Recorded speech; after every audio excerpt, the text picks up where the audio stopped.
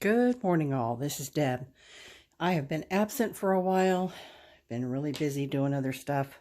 You know how summer goes. So today I'm going to show you about a project that I've been working on that has been a lot of fun. And so I thought I would share it with you.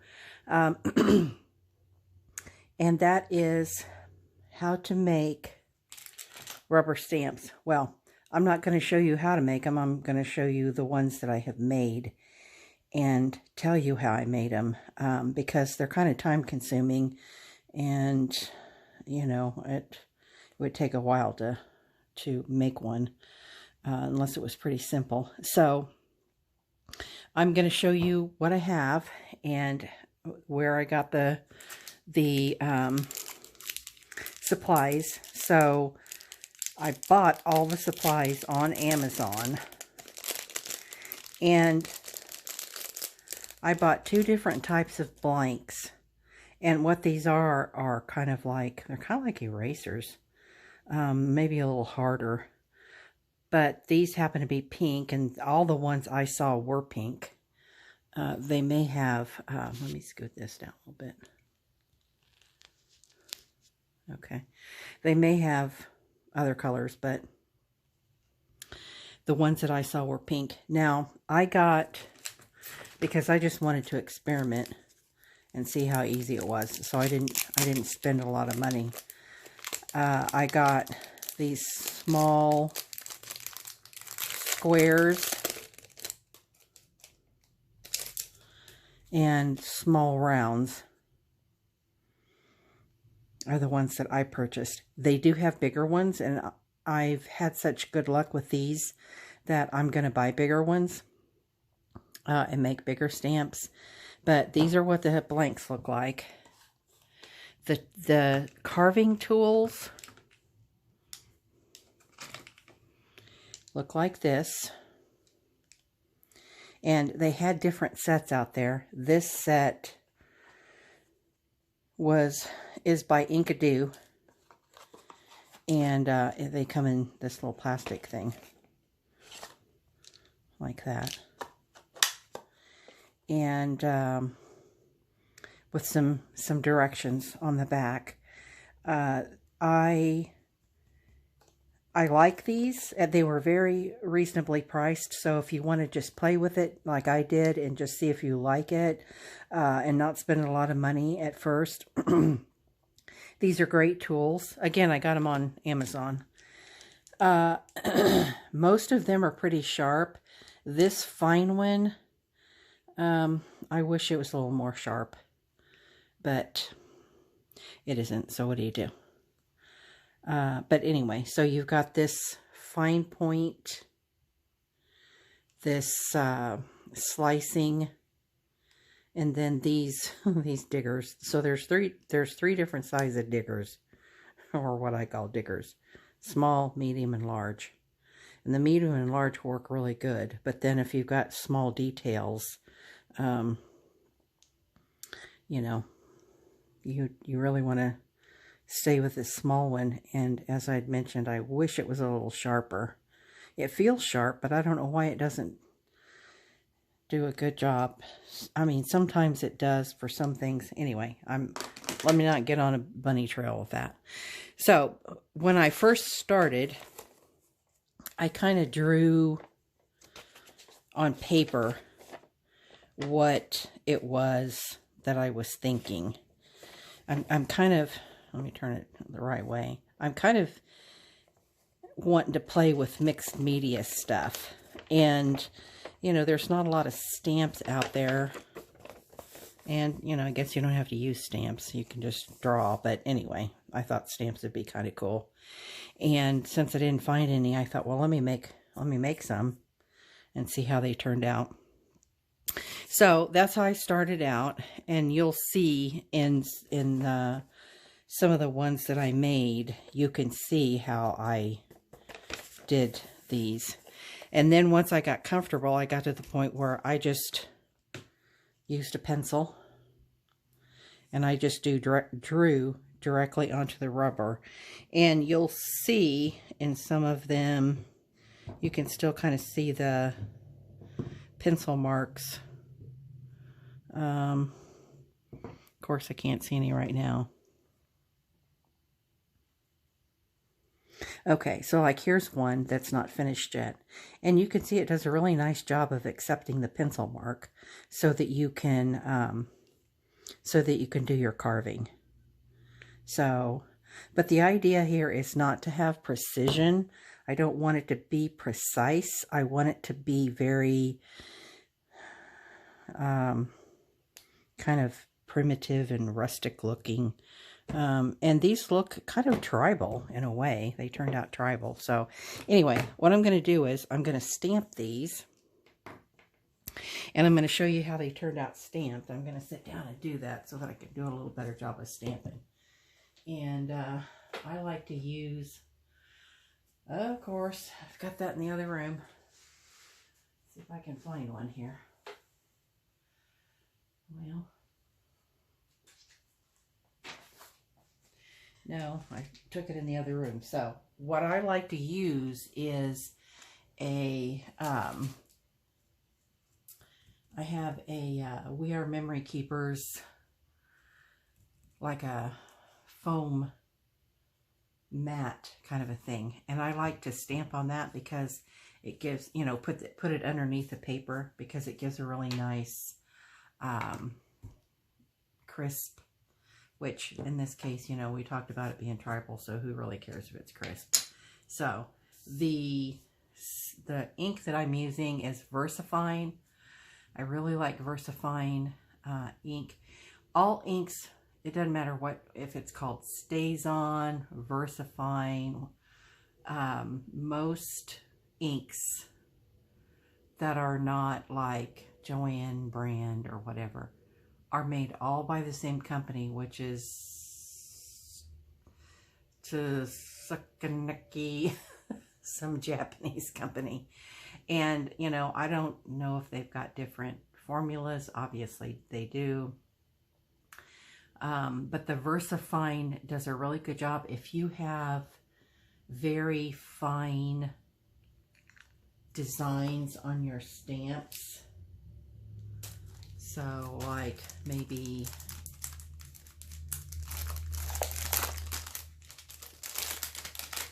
this is one that I just got in the mail.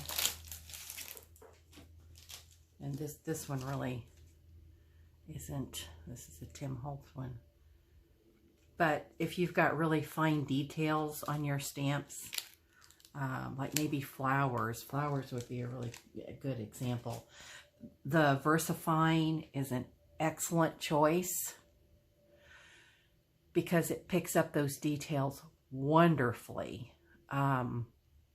It dries fast, it's permanent, it's, you know, all the, see, it says archival, instant dry Pigma ink, oil-based, water-resistant, long-lasting, cleans up easily.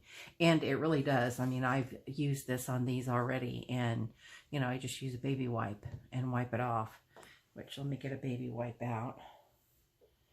And, of course, yeah, here we go.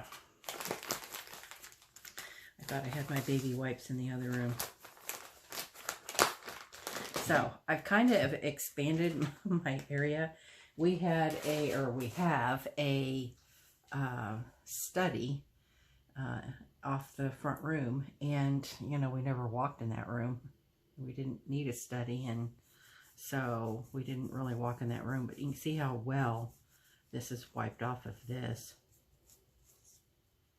I mean, it just cleans up very easily.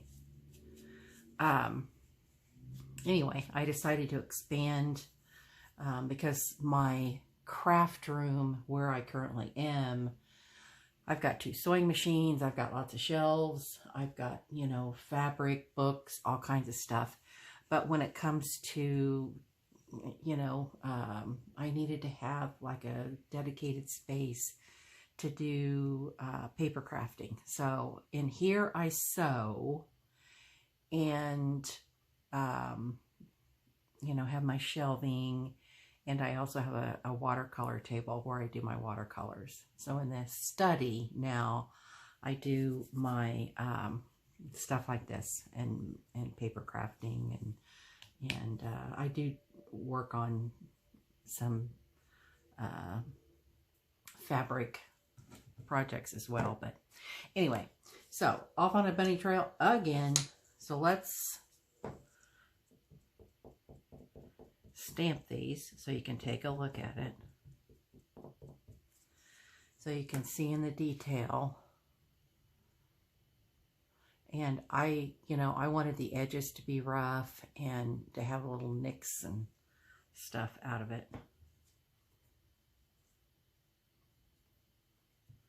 I have got Dolly Parton singing Nobody's Fool in my head. I watched a movie the other day with her music in it. Love Dolly.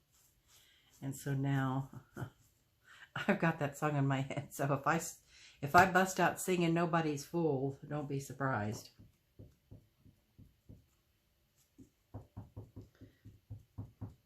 I know you probably can't see me doing this one. I didn't want to... Okay, so here's kind of a leafy, kind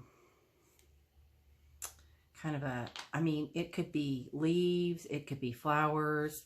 So let's put those down like this. So it's my intention that once you stamp these, then you can continue to utilize them. Well, I didn't do a very good job of stamping that. As you can see, I didn't get that part. But you could use like colored pencils, or, you know, and continue to, you know, do something with this, expand on that somehow if it was stamped properly. I would have better luck stamping if I had that stamp thing behind me or behind it. So, and then this is what it looks like after it's been stamped off. Let's see if it'll stamp, how good it stamps off again. Now you'll notice that on mine, I carved on both sides. And that's because, you know, I'm a cheap crafter. I don't have a lot of money, and so, you know, I want to make the best use of my resources and tools as I can. So I stamped on both sides, and that's what it looks like from the side. And I've had no issues with that at all. It works out just fine. So here's one that looks kind of leafy. I want to show you my favorite one. Let me get to that. Where is it at?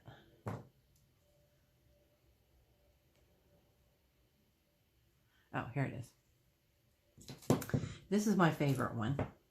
Now, a lot of these images, these image ideas, I looked on Pinterest and looked at line art. So let me show you this one, which is my favorite. This paper, I really like this paper. It was recommended by Edith on Scrapbooking with Me. Also available on Amazon. Very reasonably priced. Okay, look how cool this is. I love this one. So it could be a, let me scoot my camera down a little bit. Here we go, that's better. So it could be a,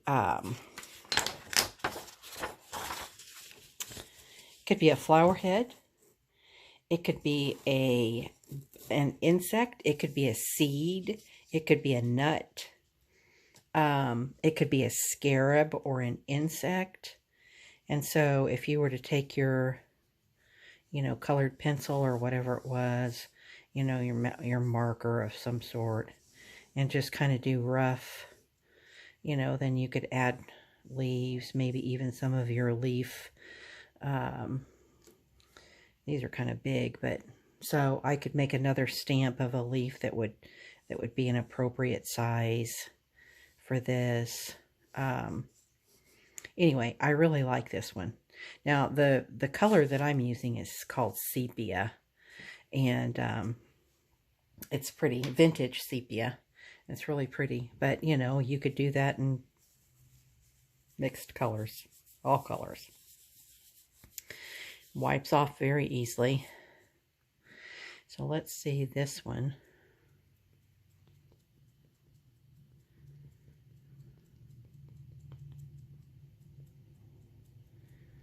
I am going all the way to the edge, but you wouldn't have to.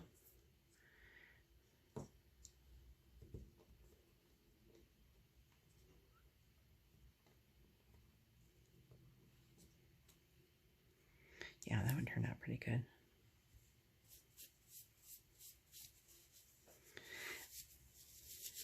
I always wipe my stamps off because, I mean, if you don't, then it's going to get on other stuff. And I showed you both of those. This one's kind of cool. I think they just all turned out really great. I am very pleased with this project, which is the reason why I'm making a video.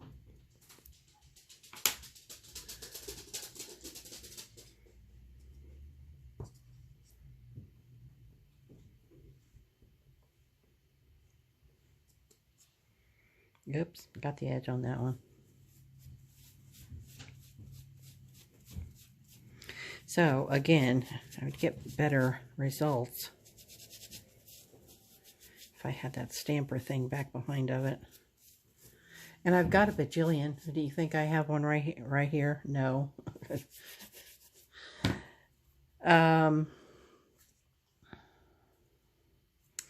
This one's kind of neat. So let me show you.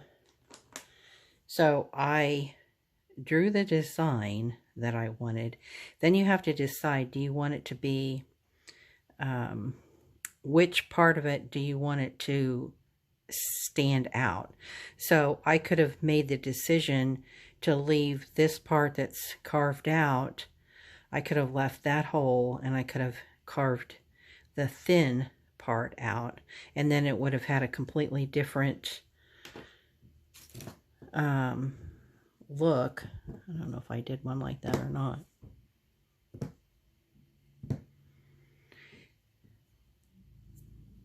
But in this case, I made the decision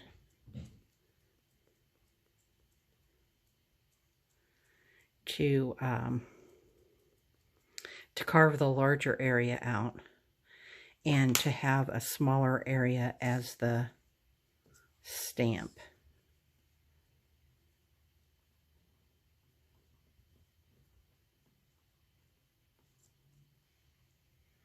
That's pretty cool. And some of them are obviously in a square pattern, which doesn't necessarily float my boat. But like with this one, you could even make a flower out of this. You know, you could take a scrap of paper and cut it like this and use it as a stem, you know, and take paper and tear out leaves. That'll look very cool. I like this one as well. This one that I'm getting ready to show you. I had one thing in mind when I was doing it, but it's turned out a way that's kind of gives me a different. Let's move up here. Some of these images are very tribal. Actually, I think that most of them are very tribal. But see how cool this one is. Initially I was thinking kind of like a path, kind of a brick, you know, a wall kind of a thing. And it does look like that. But in some respects, it could also be flowers. So there'd be the flower head and the stem. It could be people, kind of like tribally people. So I thought that was cool. I thought that turned out really neat.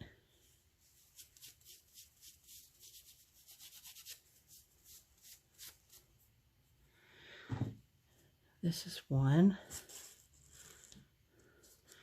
that is circular. Let's see, did I do this one? No. So next week, which is the week of June 20th through the 24th, I will be in Paducah, Kentucky all week with my sister and two of my nieces. They're gonna come down from Kansas City, and I'm coming up from Nashville, and we're gonna meet there. See how cool that is. Oh, I love that one. And we're gonna have a great time. It's supposed to be very, very hot, but you know what? We're still gonna do some thrift shopping, and we'll just eat us some ice cream. So we're gonna have a good time. We will not be going to the Quilt Museum because we've already been there, so we're going to do other things this time.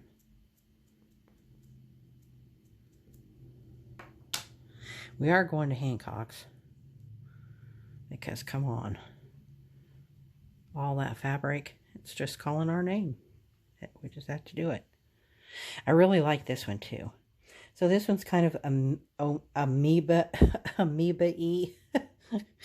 I'm just making up words as I go. Looks like an amoeba. Or cells. Or whatever. Whatever it speaks to you. Whatever it says to you. So, so this one kind of looks like that. This one looks like this. This one's not my favorite. I mean, I'm sure that I'll use it for something. I think I'm going to work a little more on this because it looks a little too square. These are okay, but it's the edge. I've got an issue with the edge, so I'm going to work on this a little more. And then this one is not done on this side. I'm going to carve this part out. And so there will be the center will stamp, and this part will stamp, and all these little circles will stamp. But not that where the pencil line is. So I'll show you this one too.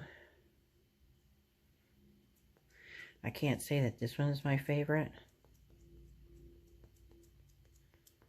But, you know, once you get to playing with these, and even though they're not your favorite, you may get in there and think, oh my gosh, that turned out just fabulous. So maybe just what the doctor ordered. And again,